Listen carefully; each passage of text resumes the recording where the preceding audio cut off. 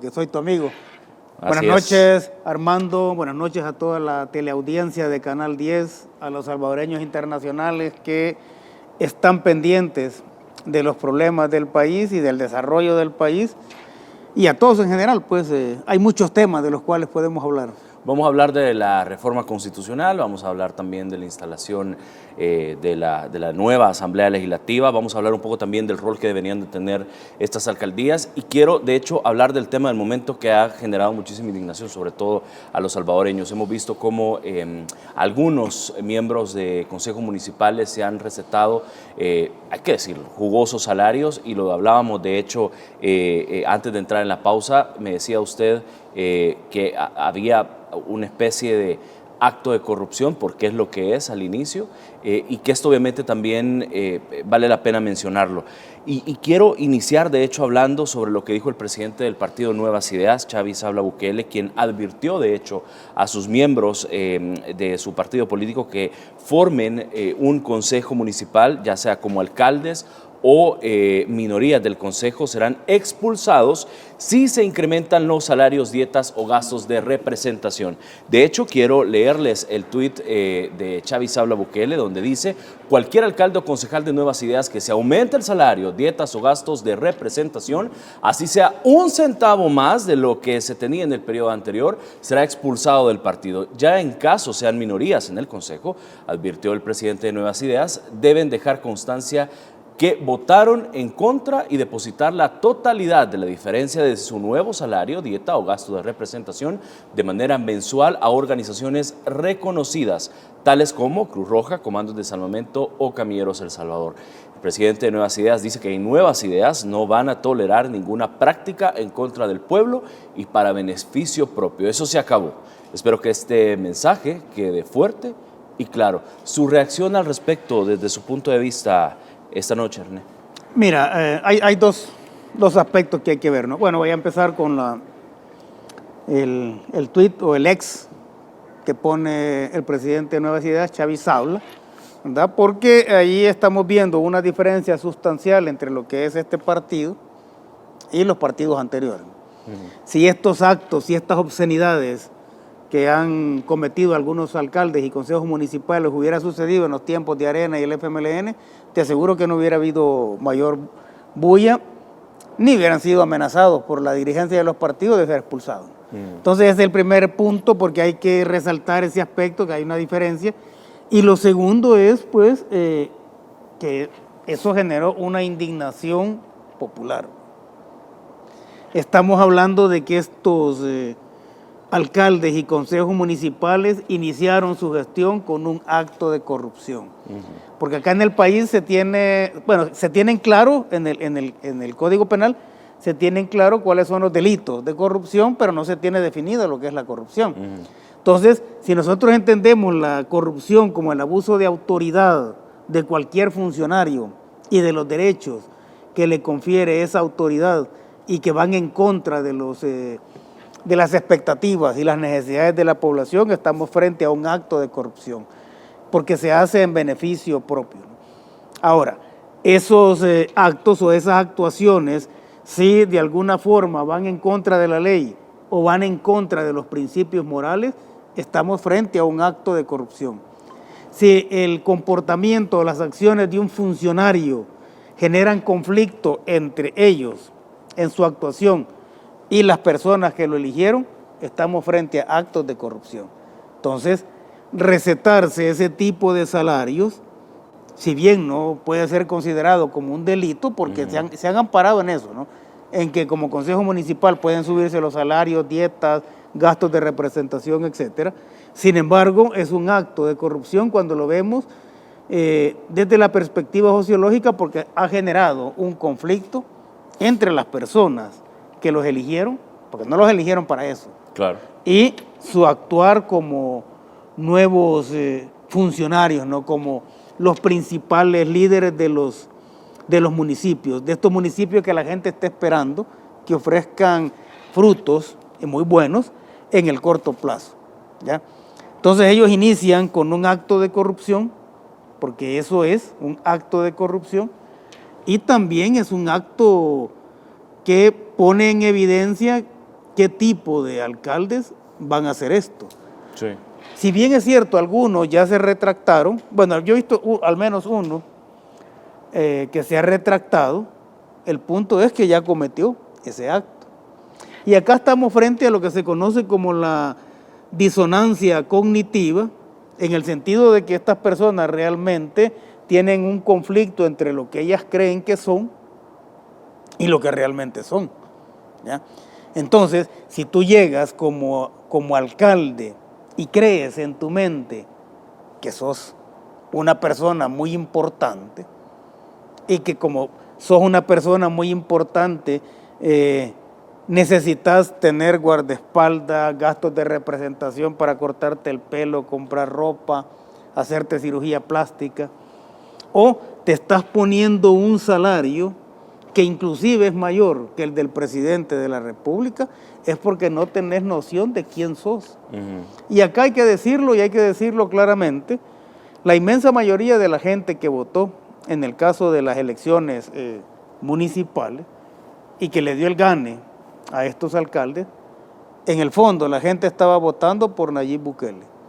O sea, la gente no estaba... precisamente por ellos. No, es que no estaban votando por ellos. La gente estaba votando por la confianza que tiene en Nayib Bukele, y entonces fue que se decantó por los candidatos de Nuevas Ideas y por los candidatos de los partidos aliados. Exacto. Entonces tú te fijas que de ahí los partidos de la oposición más tradicionales no tuvieron alcalde. Entonces la gente votó por ellos. Eso parece que no lo tienen claro.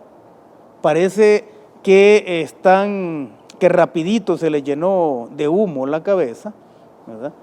Y ahora me pregunto, bueno, si esto, porque algunos han justificado esas obscenidades salariales diciendo que van a administrar más municipios, que hay más gente, o que va a ser más complejo su trabajo, y entonces yo me pregunto, en el caso del alcalde que se puso $9,000 de sueldo, más $2,000 de gasto de representación, 11,000, o sea que si esta persona fuera el presidente de la República, estaría demandando, haciendo el cálculo, bajo esos criterios que él pone, $500,000 mensuales. Hay una disonancia entre lo que es lo que ellos creen que son y lo que realmente son. Lo que pasa es que es bien preocupante. A ver, estamos hablando de municipios, de distritos también, si los queremos ya estructurar de esa forma, que su recaudación es sumamente baja. Por ejemplo, se conoció el caso de una propuesta que llevó al Consejo de la Unión Norte, por ejemplo, donde el regidor de Fuerza Solidaria proponía que podrían cobrar, decían ellos, entre los 5,000 a 3,000 los suplentes. Luego se conoció, por ejemplo, de un alcalde de Winserpa, de Nuevas Ideas, que obviamente votó en contra de esta medida, pero se habla también, por ejemplo, de una dieta de 5,000 mensuales para Mario Zúñiga de Fuerza Solidaria y el resto de regidores, propietarios de 3,000, por ejemplo, suplentes. Es decir, estamos hablando de cantidades sumamente onerosas cuando ves, obviamente, municipios o distritos que su recaudación va a ser bien baja. Mira, y aparte de que inclusive aunque fueran municipios con una recaudación alta, esos salarios son obscenos y son inversamente proporcionales al compromiso que tienen, iba a decir al tamaño del cerebro, fíjate, pero al compromiso que tienen, digamos, son inversamente proporcionales a eso. Ajá. O sea, ¿cómo se les ocurre, o en qué cabeza cabe, Armando, que un regidor de un municipio va a tener un salario superior al del presidente de la República, al de muchos ministros, salarios superiores a los que ganan, y muy superiores, más del doble de superiores de lo que ganan profesores universitarios? O sea, ¿en qué cabeza cabe? O médicos. ¿Ya? O médicos, ¿ya? O ingenieros, qué sé yo. Sí. Ahora, no han entendido que acceder a un cargo público se hace por el compromiso que tú tienes con la gente y no por el salario. Ahora, yo estoy de acuerdo en que los funcionarios tengan buenos salarios, ¿no? Pero tener buenos salarios no significa tener salarios obscenos. Porque también si tú pagaras salarios de hambre, entonces sería como privatizar los cargos porque la gente no los buscaría, ¿no? Pero bien, ya ponerte 6.800 de salario o deducirte, Sí. deducirte como un gasto tuyo, que tengas que andar determinado corte de cabello o que tengas que andar guardaespaldas, vehículos blindados, es no tener los pies en la tierra. ¿Sí? Y eso, la población se fijó de inmediato, y recordando, ¿no?, aquel tuit que puso el señor presidente hace un par de años, creo que fue, cuando él dijo que el pueblo tiene derecho a criticar, denunciar, exigir e incluso remover a cualquier funcionario, incluido este servidor, dice. Recuerdo. Entonces la gente le tomó la palabra y le ha tomado la palabra a Nayib Bukele. La gente ya sabe que su voto tiene poder y lo que ha sentido es un sentimiento de indignación, porque significa algo así como decir, estos salieron peores. Totalmente. ¿Ya? Estos salieron peores que los otros. Me voy a ir a la pausa y al regresar, de hecho, tenemos preparado una información, porque la Corte de Cuentas de la República ya se pronunció. Quiero también conocer su reacción. Venimos en un par de minutos, vamos a la pausa comercial y al regresar venimos profundizando este tema. Ya venimos.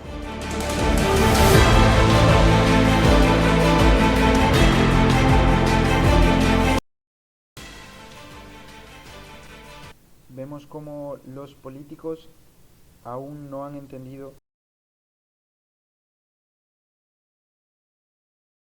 Vemos cómo hay algunos políticos que aún siguen viviendo en el pasado, a pesar de que la población salvadoreña les ha dejado un mensaje claro, que el voto se lo han dado porque pertenecen al Partido de Nuevas Ideas, al partido del presidente Nayib Bukele. Sin embargo, si ellos no realizan una buena gestión, el Partido de Nuevas Ideas se va a ver envuelto en actos de corrupción, en actos que la población salvadoreña detesta y que no quiere volver a vivir, por lo cual la recomendación es que estos alcaldes tomen las decisiones correctas desde el inicio. No podemos ver cómo pueden pensar en aumentarse esos salarios y ganar más que el presidente de la República cuando no hacen ni siquiera la tercera parte de lo que haría un gobernante.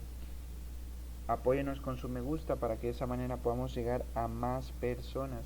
También agradeceríamos que nos apoye con su suscripción, activando también la campanita para que siempre se mantenga informado de lo último que acontece en el territorio nacional.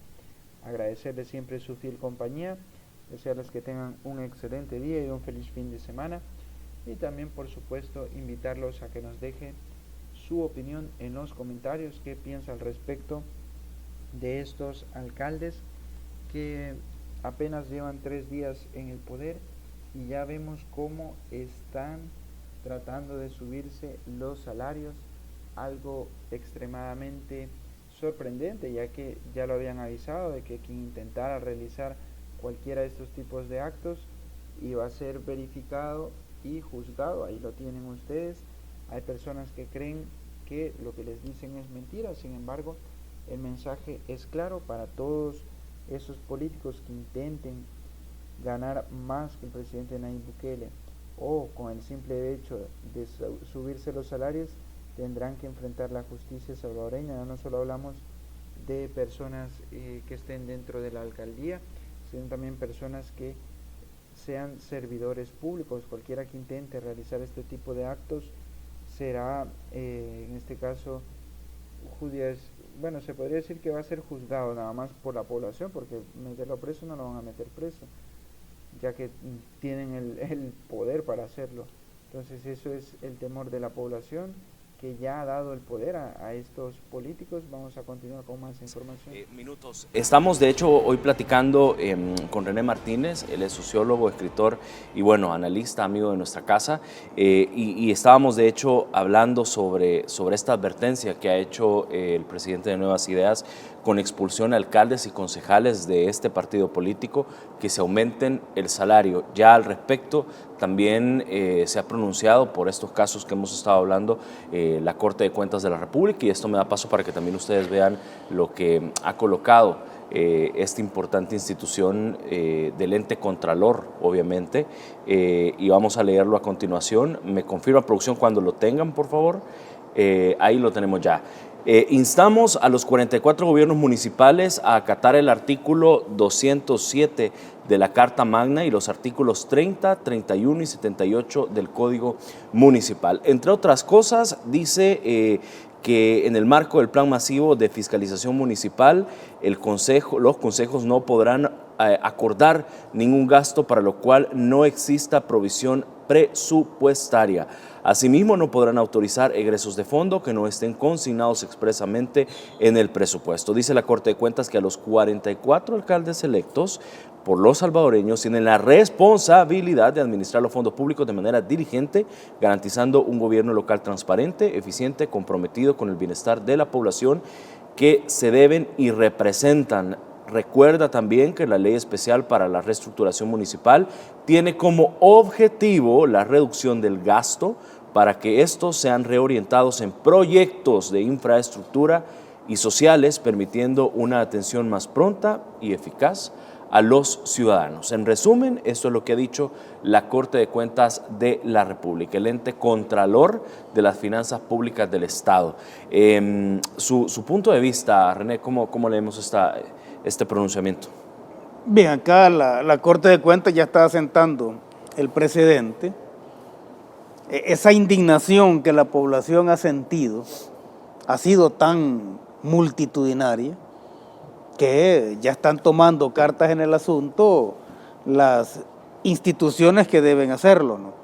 En primer lugar veíamos los partidos políticos, bueno, el partido Nuevas Ideas, posteriormente salió Gana diciendo lo mismo, pero eso fue un día después, pero quien inmediatamente reaccionó fue Nuevas Ideas a través de su presidente Xavi Sabla. La Corte de Cuentas, que es la que tiene que fiscalizar los gastos, y acá la Corte lo que está haciendo es tomando como premisa de ese monitoreo y de esa fiscalización que va a hacer, cuál es el principio fundamental a partir del cual tú hiciste una reducción de 262 a 44 municipios, claro, que era un acto de racionalidad financiera, ¿no? Eso por un lado.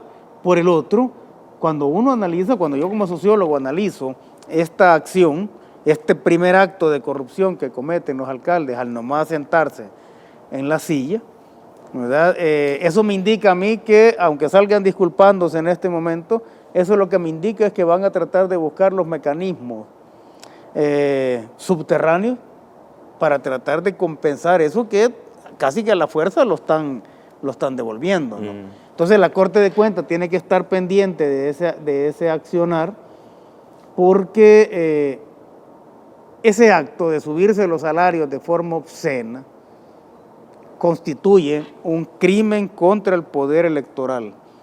¿Y por qué es un crimen contra el poder electoral? Porque la gente votó por ellos pensando en otro tipo de actuación de parte de estos funcionarios. No, y hay que decirlo también, no solo a ellos, sino también a las propias promesas que ellos hicieron, porque yo recuerdo que todos tenían la narrativa de vamos obviamente a asumir esta administración 2024-2027 con el compromiso de hacer más eficiente a los municipios y permitir ahorros. Entonces, al ver, por ejemplo, estos casos, estamos viendo una contradicción abismal. Es que esa es la disonancia cognitiva, ¿no?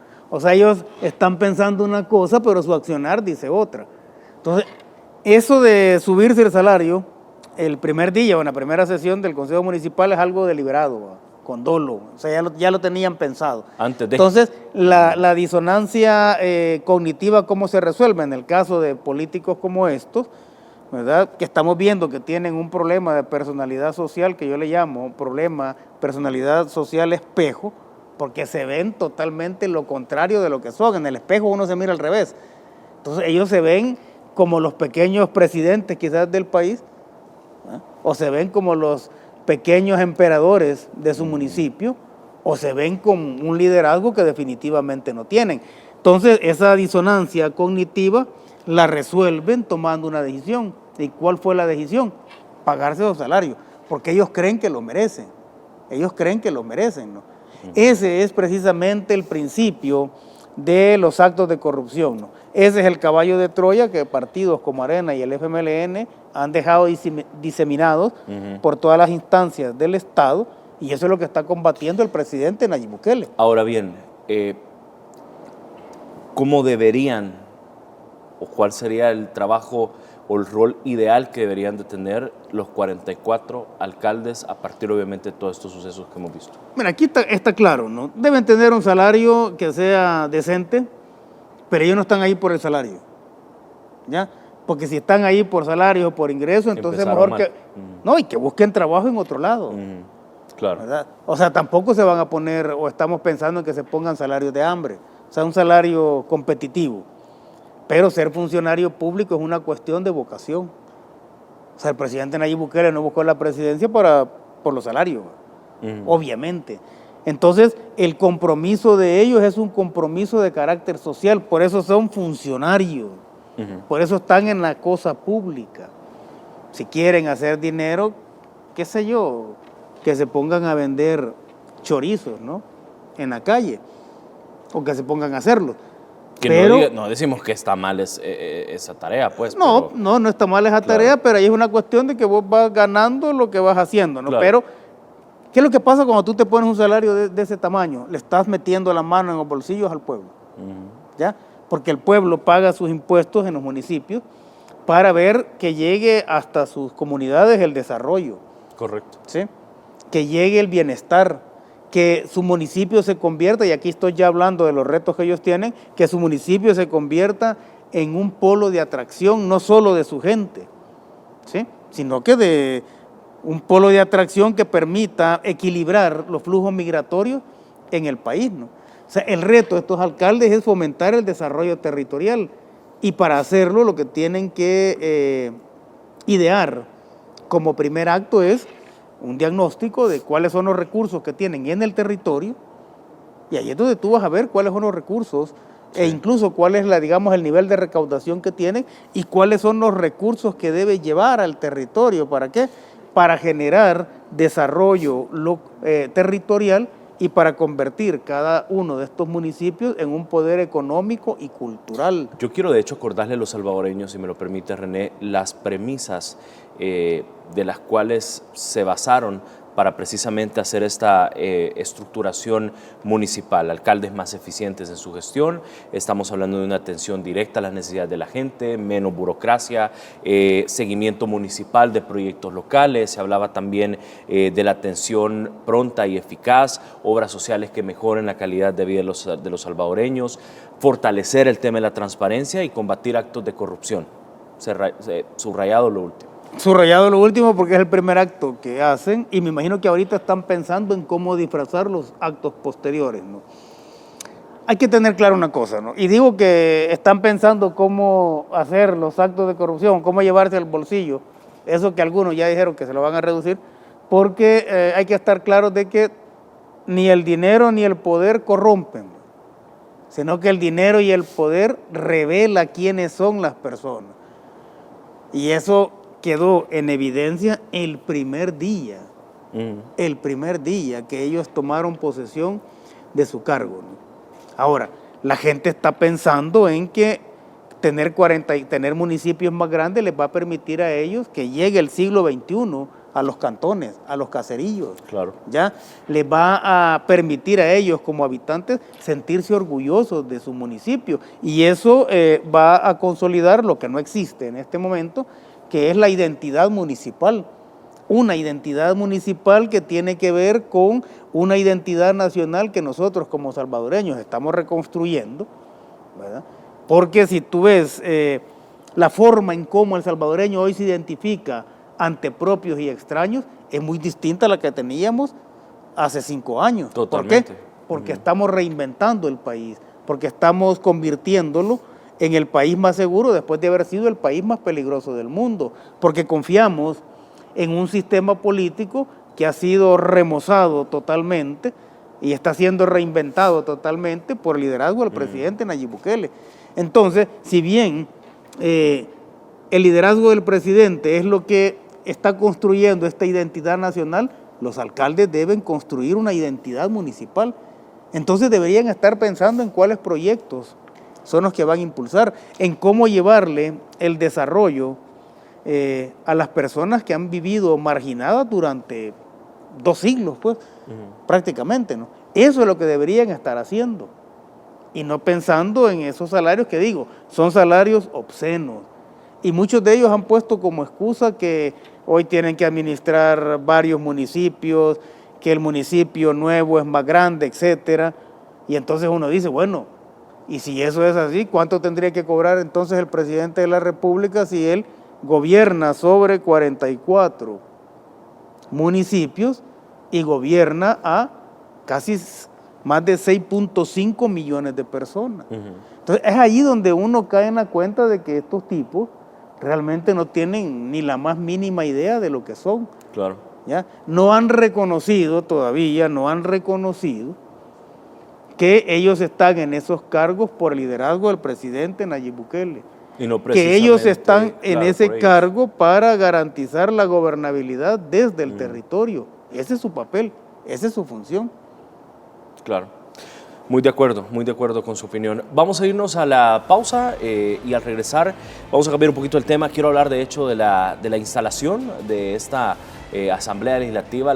Yo ayer, por ejemplo, estaba hablando con la diputada Susi Callejas y estábamos haciendo de hecho el chiste con la vicepresidenta de la Asamblea y hablábamos de la nueva Asamblea Legislativa. Quédese con nosotros, venimos platicando de eso luego de la pausa. Ya regresamos.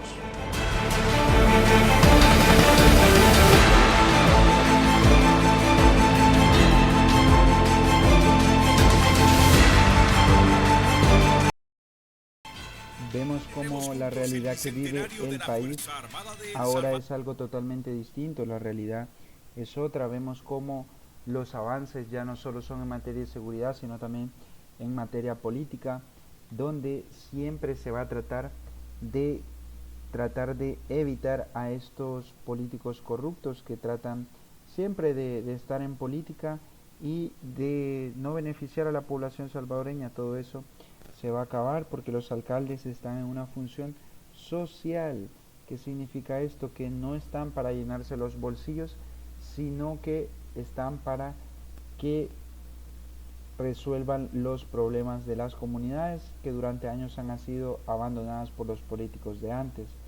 Si ellos no están para hacer una labor por el pueblo, se han equivocado y se tienen que dedicar a otra cosa. Esas son las palabras que decía el especialista, el invitado del día de hoy, y por supuesto concuerda con la visión que tienen todos los salvadoreños, que ni el dinero ni el poder tienen que corromper a los que lleguen a fungir como políticos. Estos elementos demuestran la naturaleza de estas personas que establecieron sus intenciones desde el primer día. Sin embargo, hay muchos políticos que aún no han caído en esa tentación de subirse al salario. Esperemos que todos los que estén en el poder respondan de la mejor manera posible ante...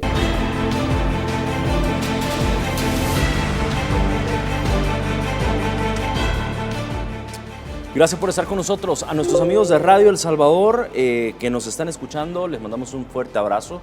Gracias por estar conectados con nosotros a través del 96.9 FM. De hecho, antes de venir veía una gran cantidad de vehículos bajando, sobre todo la autopista Los Chorros. Muchos de pronto nos están escuchando en radio, así que bueno, hay que armarse un poquito de paciencia, ya van a llegar a sus destinos y otros de pronto también nos están escuchando desde sus trabajos. Así que muchísimas gracias también a todos ustedes por estar conectados. Miren, quiero aprovechar también a saludar a la gente, a nuestra diáspora también, que están siempre conectados con nosotros. Saludos a David Salazar, dice, ni han comenzado a gobernar y ya están con eso, dice, hay bastante indignación de la gente. Hugo Alfonso Ortiz, saludos a Gilberto López, a Celia Magdalena Munguía también, a Blanquita Estela Sánchez y bueno, ahí también hay otras personas conectadas con nosotros. Muchísimas gracias por estar ahí, sobre todo a nuestra gente que nos ve en los Estados Unidos. Este programa, mi querido René, es muy visto, de hecho, por nuestra diáspora y de verdad les mandamos un fuerte abrazo y un gran cariño para todos ustedes. Bien, hablemos de lo que pasó este 1 de mayo. Se instaló la nueva Asamblea Legislativa, una disminución de 84 a a 60 diputados, y esto sin duda también se traduce en mucha esperanza y focalización de algunas cosas. Esta nueva asamblea, que será por un periodo 2024-2027, conformada por 60 diputados, 54 de ellos del partido Nuevas Ideas. Se instaló ya, hubo algunas modificaciones importantes, entre ellos la reducción de las comisiones de trabajo en la Asamblea Legislativa, y también otro tipo de cambios, como por ejemplo el hecho que poder tener incluso plenarias o comisiones de forma virtual en el caso exista alguna emergencia, calamidad o algo por el estilo. ¿Cómo vio la instalación? Me pareció muy bien, y eso de decir que es la nueva Asamblea Legislativa. La nueva. No, y realmente así es, ¿no? O sea, estamos hablando de una nueva Asamblea Legislativa porque sus funciones dentro de lo que es el ámbito legislativo hoy van a tener otro carácter. Sí. O sea, ya estamos hablando de, después de ese trabajo meritorio que hicieron la Asamblea Legislativa anterior, ¿no? Con el apoyo de los partidos aliados, ¿verdad? De resolver el principal problema de la población, o casi resolverlo, que es el problema de la delincuencia. Entonces eso es, digamos, meterse con lo urgente, y ahora vamos, esta nueva Asamblea Legislativa se va a meter con lo importante. Y acá ya el hecho de haber tenido una reducción de 24 diputados es un acto de racionalidad financiera también, y es un acto de radicalidad democrática, porque el voto hoy sí fue igualitario. O sea, ya no existe aquello de los diputados por residuos, aunque algunos de los diputados que quedaron no tienen tantos votos como otros, pero bien, no estábamos en la parte o en la época anterior en la cual el voto no era igualitario, ¿sí? Entonces, una nueva Asamblea Legislativa como una expresión de radicalidad democrática que también nos obliga a los diputados, ¿verdad?, a cumplir ese compromiso con la población. Y acá dentro de los retos está el hecho de un proceso de reformas constitucionales que precisamente conviertan los cambios que hemos vivido en transformaciones, el hecho de hacer más eficiente su trabajo. Estábamos hablando de que había alrededor de 24 comisiones, creo, antes, sí. Hoy son 8. No significa que se va a trabajar menos, sino que se va a trabajar de forma más eficiente. Ya tener claro dentro de sus procedimientos, ¿no?, cuáles son las acciones que van a tomarse en el caso de emergencia para que el trabajo legislativo no se detenga. Y lo más interesante de todo, ¿no?, esta nueva Asamblea Legislativa está llamada a reinventar el parlamentarismo, pero reinventarlo dándole la voz al pueblo. ¿Por qué? Porque es un partido hegemónico, prácticamente la oposición es inexistente, solo estamos hablando de 3 diputados, bueno, y que son 3 diputados absolutamente predecibles en lo que van a decir, ya sabemos que se van a oponer a todo, pero tú tienes que generar un tipo de parlamentarismo, y la mejor forma de hacerlo y la mejor forma de honrar, digamos, todo ese liderazgo que se ha ganado y que ha construido el presidente Nayib Bukele es un parlamentarismo que le dé la voz, que le dé la voz al pueblo. Ya vimos que esta voz se expresa a través de las redes sociales y vimos que esa voz tiene poder, ¿ya? Esa voz tiene poder, y es un poder amparado precisamente en todos estos cambios que no hubieran sido posibles de no haberse tenido una Asamblea Legislativa con la composición que se tuvo. Claro. La anterior, que estamos hablando de una mayoría calificada de Nuevas Ideas, ese trabajo y ese acompañamiento al señor presidente, la población lo recompensó dándoles mayoría absoluta, y entonces los retos que tienen, que son retos importantes, retos estructurales, también están cargados de un mayor compromiso de la población, porque ya vimos cómo la gente se indignó con estos alcaldes. Entonces eso también es una señal para que todos los funcionarios hagan bien su trabajo. Ahora bien, René, quiero conocer su punto de vista puntual de la reducción de las comisiones.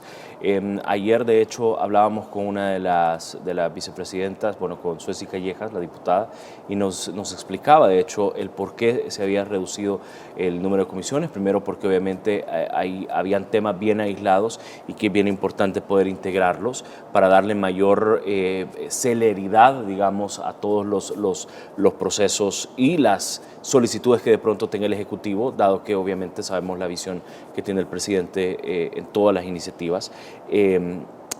Pero hay, por ejemplo, me llama mucho la atención, una de las diputadas decía, es que se está quitando comisiones importantes como la de la mujer, o se está quitando comisiones importantes como el tema de los derechos humanos. Cuando, por ejemplo, si se lee, si se estudia los documentos, puedes ver que las comisiones ahí están, nada más que ahora cambian nombre y las integra otra comisión. Sí, eso se llama hacer un trabajo integral, ¿no? O sea, hay una serie de temáticas que estaban divididas en múltiples comisiones en la legislatura anterior, y lo que eso provocaba era que no se hacía ningún trabajo y había duplicidad de trabajo, y también que tú no lograras establecer una lógica de acompañamiento entre las acciones que deben ir precisamente de la mano. Yo creo que más que todo concretar, ¿no? Y digamos, si tú tenías la parte de los derechos humanos, eso está presente en todas las comisiones, porque es un eje transversal legislativo. Tú no necesitas hacer una comisión específica de derechos humanos, o tú no necesitas hacer una comisión específica para asuntos de la mujer, si eso tú lo tienes integrado como un eje transversal en el trabajo de todas las comisiones. Es decir, en todas las comisiones, ya sea que estemos hablando de salud, de medio ambiente, de la niñez, etcétera. O sea, ahí va implícito todo lo que significa la visión de derechos humanos, la visión de la promoción de los derechos de la mujer. ¿Sí?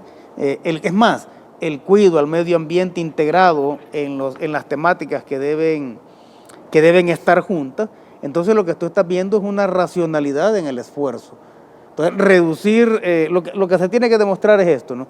8 comisiones son más que 24. Así como lo que se tiene que demostrar es que 44 municipios es más que 262. Ahora, que algunos solo son 3, ¿no? De la oposición estén diciendo que se han quitado comisiones importantes y todo eso es parte de los estribillos que nosotros vamos a estar escuchando durante 3 años. O sea, ellos siempre van a protestar por todo. Antes creo yo que, es más, antes hacían 24 comisiones y si trabajaban algunas era mucho.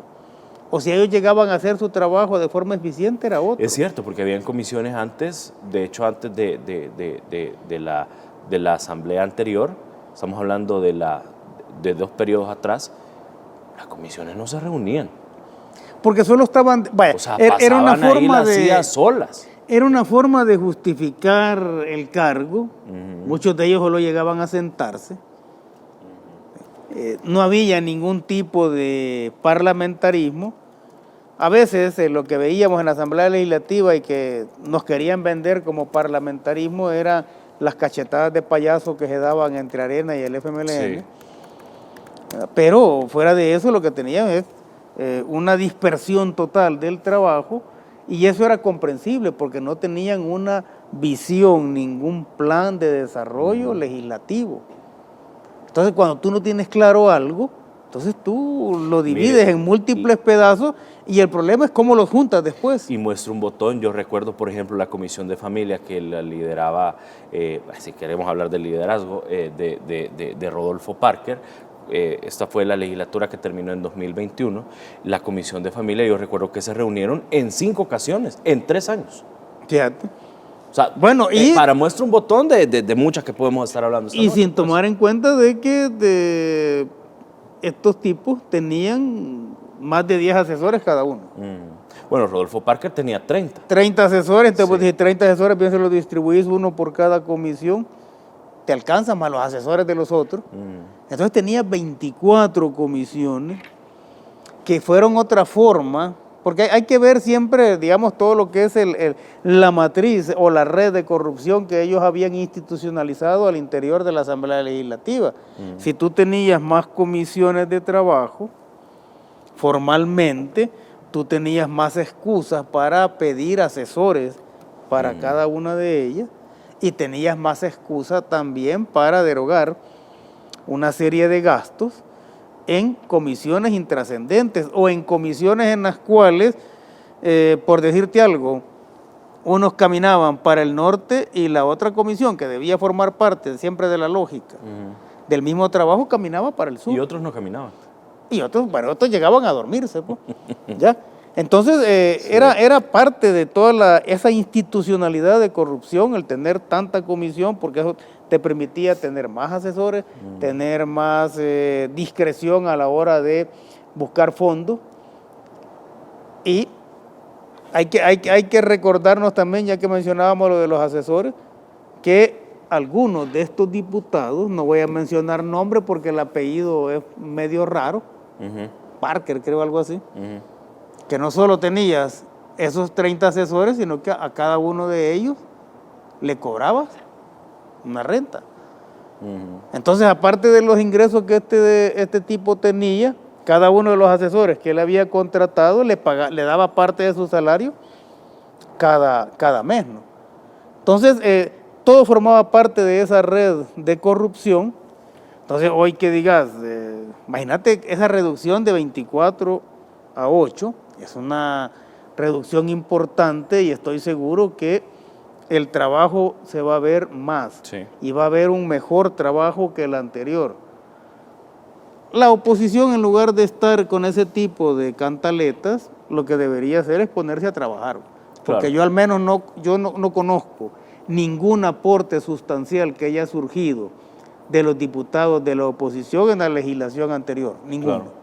O sea, no hay algo que tú puedas decir, este aporte a la nación se lo debemos a la fracción de Arena o se lo debemos a la fracción del FMLN. Tú no puedes decir eso. No lo encuentras por ningún lado. Por ningún lado. Entonces ellos llegaban nada más a platicar. Claro. A platicar y a ver cómo se estaban pasando también los maletines negros, ¿no? Sí. Porque nosotros tenemos leyes que datan de hace medio siglo. Tenemos leyes que son contrarias a lo que es el respeto y a la renovación que ha habido de los derechos humanos.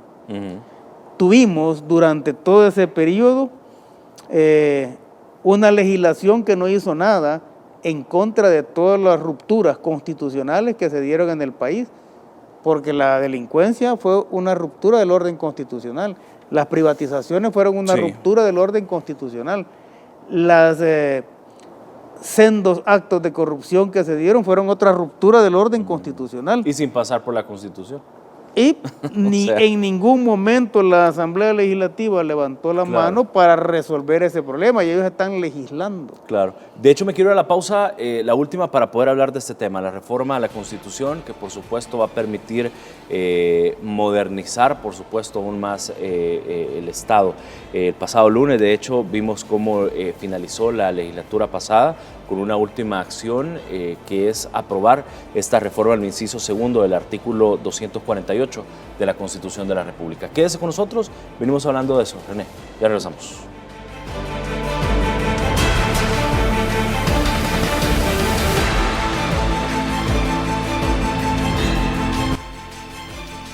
Una mirada a lo... En breves minutos regresamos con más información para todos ustedes. Recuerden que si aún no están suscritos a este canal, les invitamos a que se suscriban y activen las notificaciones para mantenerse siempre informados de lo último que acontece en el territorio nacional. También invitarle a que nos apoye con su me gusta, ya que de esa manera podemos llegar a muchas más personas. Así es, los alcaldes están tratando de querer ganar más. Sin embargo, los partidos políticos ya están tras estos alcaldes, diciéndoles que no deben subirse el salario por ningún motivo, ya que esto lo único que va a causar en la población es un descontento y que en las siguientes elecciones probablemente la población decida no darle el voto a estos políticos que no han cambiado su parecer y siguen tratando de vivir a costa del pueblo salvadoreño.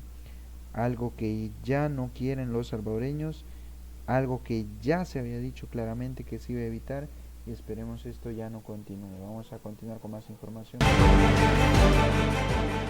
Estamos hablando de hecho también de paz en la pausa.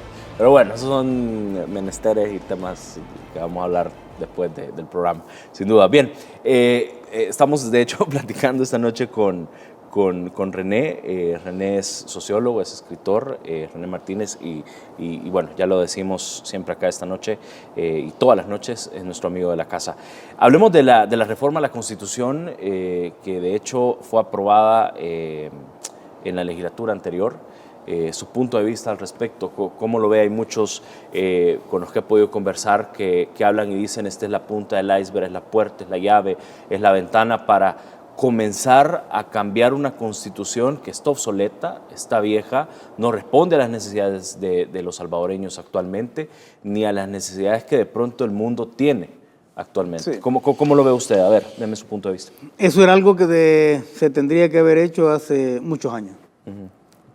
Nuestra constitución se define como constitución rígida.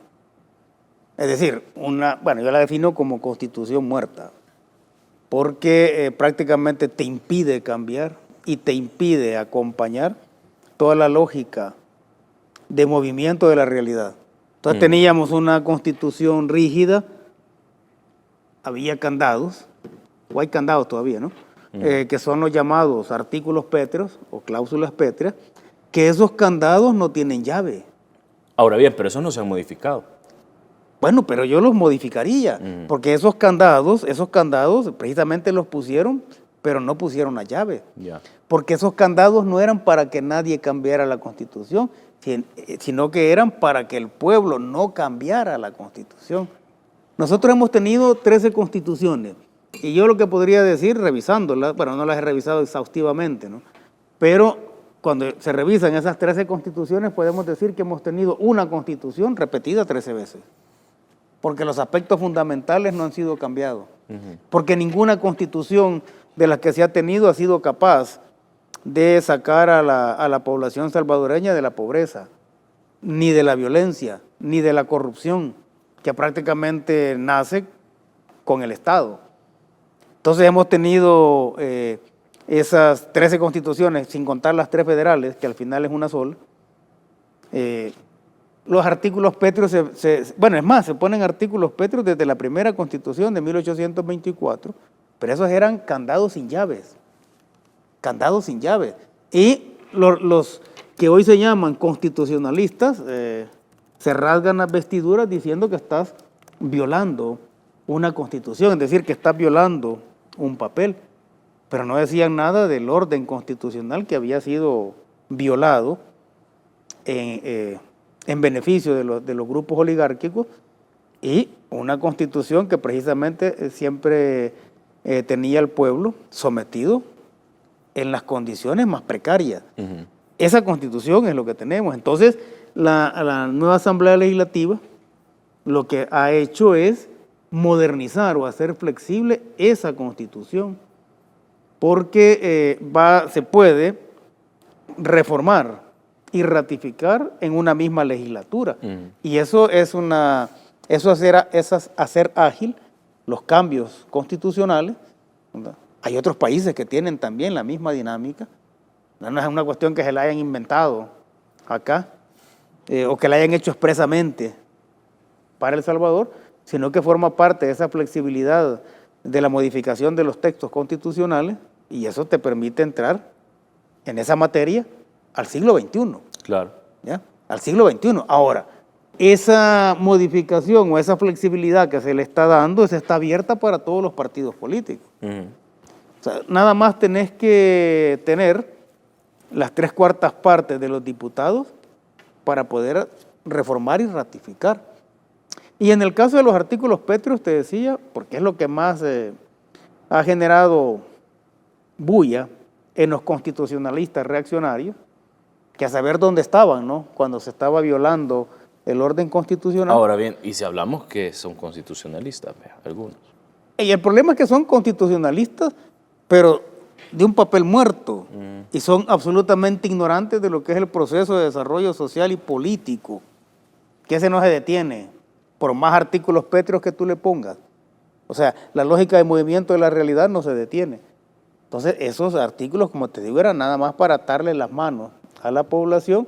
Pero bien, si la oposición no está a gusto con esto, lo único que tiene que hacer es ganar las 3/4 partes de la próxima Asamblea Legislativa para hacer los cambios que crea pertinentes. Ahora, en mi opinión, ¿no? Artículos pétreos nada más debe... Fíjate que la definición de un artículo pétreo es que son aquellas instituciones que existe la convicción en la población de que determinadas instituciones y circunstancias no deben cambiar, porque si se cambian o se trastocan, eso puede generar una grave crisis social. Ya. Siendo así, lo único que debería considerarse como pétreo, o algunas de las cosas que podrían ponerse como artículos pétreos en una constitución, para mí es que los servicios públicos no sean privatizados bajo ninguna forma ni medida. El respeto y el cuidado al medio ambiente y el combate continuo de la corrupción. ¿Por qué? Porque esos 3 aspectos violentados o quebrados generan grave crisis. Nosotros vivimos una crisis de 30 años, lo que pasa es que casi que nos acostumbramos a ella, ¿no? Sí. Ahora, la forma de gobierno, fíjate bien, porque dice ahí que uno de los artículos pétreos dice que no se puede modificar la forma y sistema de gobierno. La sala de lo constitucional anterior no lo hizo, pues. Sé que en la Constitución decía que tú puedes acceder a un cargo público únicamente a través de los partidos políticos, porque los partidos políticos mandaron a redactar la Constitución, ¿no? Entonces, ese artículo pétreo era a imagen y semejanza de ellos. Entonces, si decía en la Constitución que solo se podía acceder a cargos públicos a través de los partidos políticos, cuando se da la sentencia de la Sala de lo Constitucional validando las candidaturas independientes, eso fue una reforma a un artículo pétreo y nadie dijo nada. Nadie dijo nada. ¿Qué significa esto? Significa que ese no es el punto esencial, ¿no? Sino que el punto esencial es cómo tú, a través de una nueva constitución o una constitución significativamente reformada, tú le vas a dar o vas a proteger más los intereses nacionales y le vas a dar el poder al pueblo, porque al final de todo, la razón de ser o lo que legitima una constitución es la voluntad popular. ¿Ya?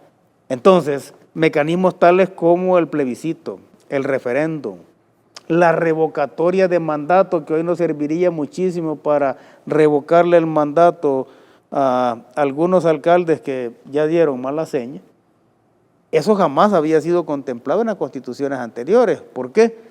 Porque era darle poder a la población. Y resulta que hoy tenemos un presidente que está interesado en darle el poder a la población. Entonces las reformas constitucionales deben ir por esa vía. Si lo estamos viendo desde el punto político, hay una serie de actualizaciones que debe tener la Constitución también en materia social, en materia de seguridad ciudadana, sí, previsión social. Es decir, prácticamente es lograr que la 14ª versión de la Constitución realmente sea distinta y muy distinta a las 13 versiones anteriores. Claro, es lo que también los salvadoreños esperan, sin duda apegado a la transformación, este renacimiento que está teniendo El Salvador y a las necesidades del siglo XXI, que obviamente ya no son las mismas de hace un par de décadas, sin duda. Esa constitución que tenemos vigente es una constitución que fue redactada para la guerra y para hacerle la guerra al pueblo, y que fue liderada por el fundador de los Escuadrones de la Muerte, claro, Roberto D'Aubuisson. Esa es la constitución que está defendiendo la gente del FMLN, por ejemplo. ¿Sí? Bien paradójico, ¿no? Cómo cambian las cosas, pero bueno. Más que paradójico, obsceno, fíjate, pero bien. Sí, totalmente, también, concuerdo. Pero bueno, quiero agradecerle, René, por estar con nosotros acá esta noche de viernes, contarle a los salvadoreños, obviamente, su punto de vista respecto a todos estos temas de coyuntura, y siempre es bueno tenerlo en casa. Bueno, muchas gracias por la invitación, y siempre nos quedamos como a medias, ¿no? Sí. Bueno, hay tanto que decir realmente, pero bien. Así se vive un país que se está refundando. Siempre hay muchas cosas de las que hablar. Totalmente. Gracias, René, por su tiempo y gracias también a todos los salvadoreños que siempre nos abren las puertas de su casa, de sus plataformas digitales, de su radio también para poder pues platicar, ¿no? y analizar los diferentes temas que están pasando en nuestro país. Soy Armando Godoy, nos vemos y escuchamos primero el lunes con más temas y más entrevistas. Descansen. Esta fue la entrevista del día de hoy. Agradecerles su fiel compañía, invitarlos a que si aún no están suscritos al canal, se suscriban y activen las notificaciones para mantenerse informado. También si aún no nos ha apoyado con su me gusta, apóyenos porque de esa manera podemos llegar a más personas. Desearles que tengan un excelente día, que vaya todo muy bien. Muchas gracias por estar siempre con nosotros.